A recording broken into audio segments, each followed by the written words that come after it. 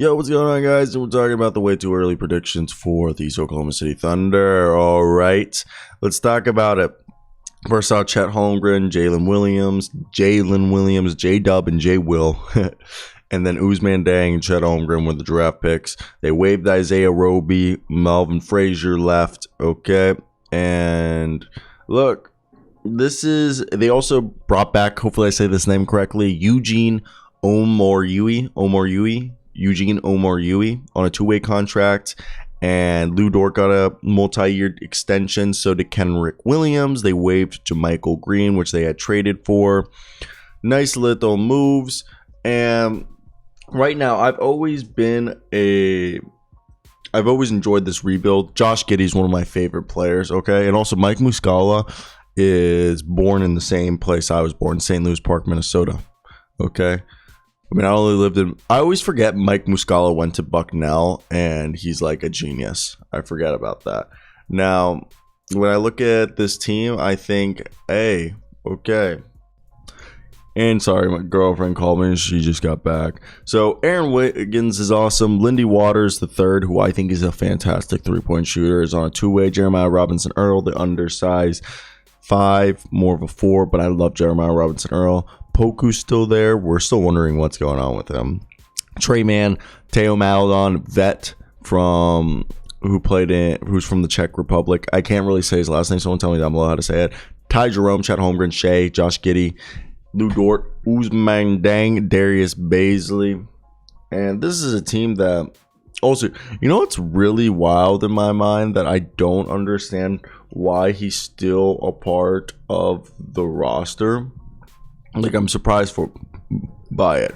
Derek freaking Favors. I know he has $10.1 million left on his deal, but at this point, why don't you guys just waive him? Am I wrong for thinking that? 31 years old. He only appeared in 39 games for y'all last year.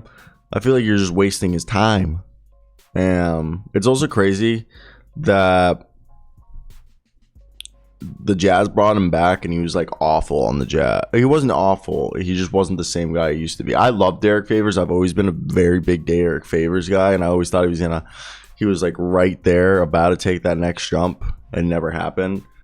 But either way, looking at this team, I like. I mean, they have some vets on it, obviously. Derek Favors being the oldest, but Shea's the second oldest vet with Kenrich Williams. Darius Bazley, I think, was a guy who really had a strong end to the year. He looked like a two-way guy who could score on offense in a plethora of ways, but also could defend the perimeter and the interior, and I think they like Darius Bazley. They're trying to go with this limited size, even though they found their future center in Chet Holmgren, and then, J-Will.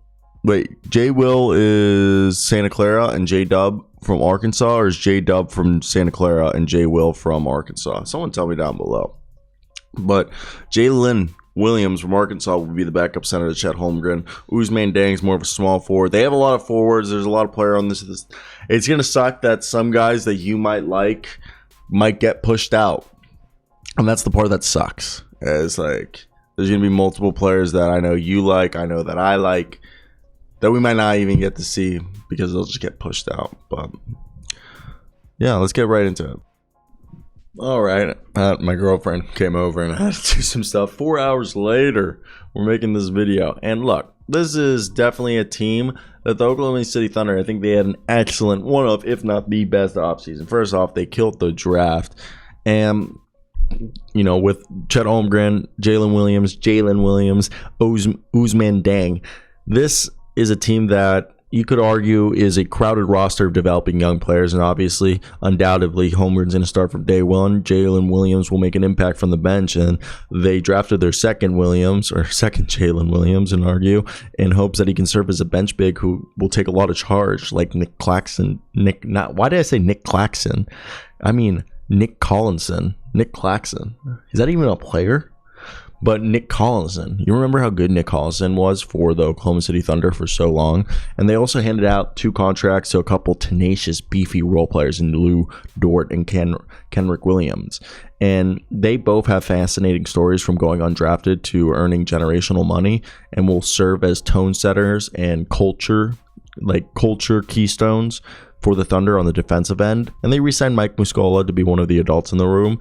And like, look, this offseason's all about Chet Holmgren. That's why they had a great one. The process will still be a slow one, but Holmgren will serve as a glimmer of hope for the Thunder fan base, as Josh Giddey, Chet Holmgren, Shea, they've got their three pieces, okay?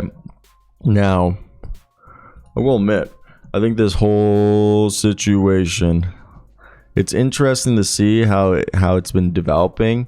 Like, I'll admit, it's a rather interesting series of events, but I think as more and more time passes, I think people are going to like this roster. First off, I think there's a lot of shooting. Lindy Waters III. God, that guy's such a good shooter. Ty Jerome, okay? Even Kenrich Williams has shown the ability to be a shooter. Shea, obviously, is a good shooter. Jalen Williams from Santa Clara looks like he's a shooter. Like, he has shooting potential. Chet Holmgren, we know he can shoot. Ousmane Dieng, during his last games in the NBL, he looked like he could shoot. Summer League, but Jeremiah Robinson Earl, Trey Mann, like, there's so much stuff. And it sucks, though, to say this. What's crazy is there's going to be guys that they're going to have to either move on from, or they're going to get pushed to the bottom of the roster. Like Ty Jerome, Teo Maladon, Lou Dort, even Poku with the rival Chet Holmgren. Like, I love Poku. And I think this is a make it break a year for Poku. I think make it break a year for Darius Baisley. There's just a lot of talent on this team, and that's not a bad thing at all. The problem is that will this team be able to deal with I think they're 2 years away from being a playoff team. I think they're trying to get Victor Wembanyama. Like, who isn't trying to get themselves Victor Wembanyama? Okay, everyone and their mother wants Victor Wembanyama. You're not a real NBA team if you're not trying to get Victor Wembanyama.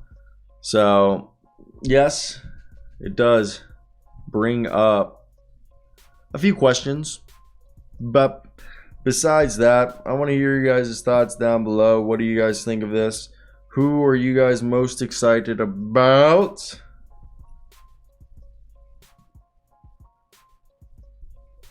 And why? I think I'm actually more excited for Ousmane Dieng and Jay Williams, first round Jay Williams. But I do think that this whole situation is going to be an interesting one.